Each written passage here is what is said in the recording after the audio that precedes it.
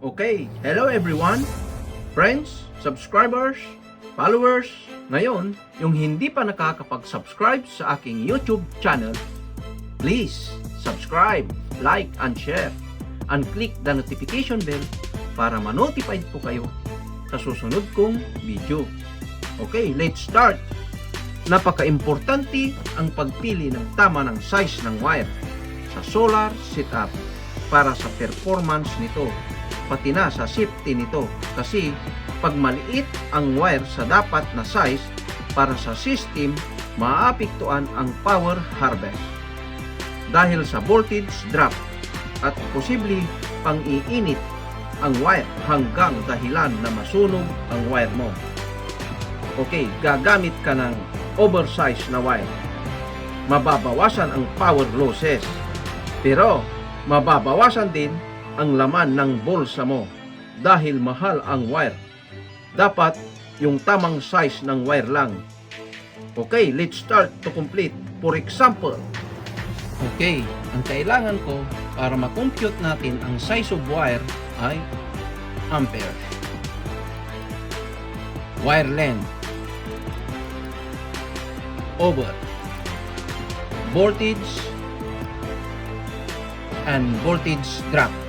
Okay, ang nilagay ko, ang gagamitin natin na voltage drop ay 2.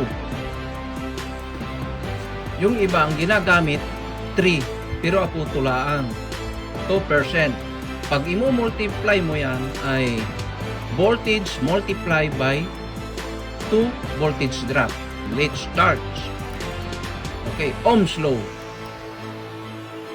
Amperes multiply by wire length. Okay, voltage multiply by 2 voltage drop. 2% yan. Pag mo multiply na natin, ay lagay na lang natin 2. Malinaw, guys. Okay.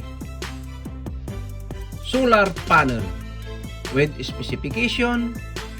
Okay, nandyan lahat nakasulat, voltage, amperes. Okay. Solar charge controller. Okay, connect natin, guys. Okay. Yan. Positive to positive. Okay. Ngayon, kukumputin natin itong from solar panel to solar charge controller. Ngayon, ang amperes ng solar panel ay 8.73 amps. Okay. Multiply by wire length. Okay. Ito, from solar panel to solar charge controller ay 25 feet. Okay. Over voltage. Ang voltage natin ay 37.8 multiply 2 voltage drop. Okay. 8.73 amps multiply by 25 feet. Okay. Equals 218.25. Okay. Over 37.8 volts multiply by 2 voltage drop. Okay. 75.6. Okay. Tingnan natin, guys. Equals 2.88. Okay, hindi pa yan ang wire ng size. Titingnan natin ngayon yung 2.88 sa BDI table chart. Okay. Yan, ang BDI chart. Okay. Ang 2.88 ay titingnan natin dito. Yan, ang 2.88 malapit na sa 3. Okay. Kaya 3 na lang ang gamitin natin. Okay. Yan. Para safety tayo. Okay. Ngayon, ang size of wire EWG ay 12. Okay. Ohm's law. Papio Electrical Electronics. Solar panel wire computation. Okay. Solar charge controller. Okay. mayroon tayong 40 amps. Okay. Battery, 12.8 volts. Okay. Connect natin. Positive to positive. Negative to negative. Okay. VDI chart. Lagay natin dito. Okay. Amperes times wire length. Same formula, guys. Okay.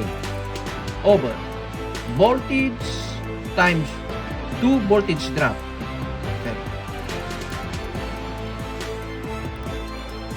40 times 5. Okay. Ang 40 ay 40 amps. Ang solar charge controller. Ang 5 ay ang haba ng wire papuntang baterya. 5 feet. Okay. Over. Voltage, ang voltage natin ay 12.8 times 2 voltage drop. Okay. Ito yung 12.8. Ito yung 2 voltage drop. Equals 40 times 5, 200. Okay. 12.8 times 2 equals 25.6. Ngayon, 200 divided by 25.6 equals 7.81. Okay. Tignan natin ngayon ang 7.81. Okay. Dito na tayo sa 8. Okay. Ang size of wire ay number 8 WG. Okay. Lagyan natin ng arrow para hindi tayo malito. Okay. Size of wire 8 EWG. Okay. Lagyan natin ng arrow para hindi tayo malito. Sulat din natin size of wire 8 EWG, American wire gauge. Okay, let's proceed the other section. Okay. Battery, 12.8 volts. Inverter, 1,000 watts. Okay. Connect natin guys. Positive to positive. Negative to negative. Okay. VDI chart. Okay. Lagay natin dito para makita natin kung anong size ang wire na makukuha natin dito. Okay. Amperes times wire length over voltage times 2 voltage drop. Okay. 78.125 amps. Okay, nagtataka kayo siguro kung saan ko kinuha itong 78.125 amps. Okay, ginamit ko kasi ang power law formula. Okay, current, ang formula ay current equals power over voltage. Okay, kaya ang 1,000 i-divide ko sa 12.8, kaya ang lumabas 78.125 amps. Yan ang amperes. Okay, malinaw na guys. Okay, over 12.8 times 2 voltage drop. Okay, equals 78.125 amps times 5.5 feet equals 429.7. Okay. Ngayon, 12.8 times 2 voltage drop. Okay. 25.6. Okay. Equals 429.7 divided by 25.6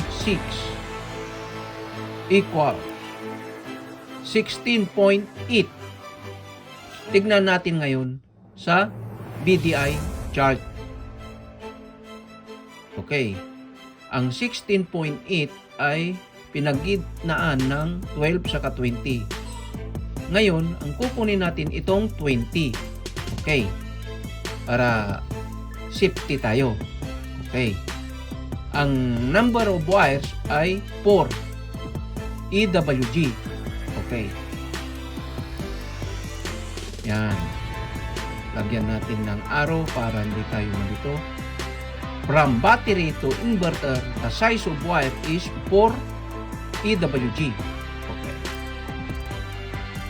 Lagyan natin ng arrow. Yan. Para malinaw na malinaw. Okay. Size of wire.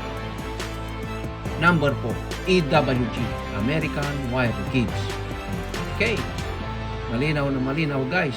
Pag may natutunan po kayo, please huwag kalilimutan mag-subscribe, like, and share, and click the notification bell para ma-notified po kayo sa susunod kong video.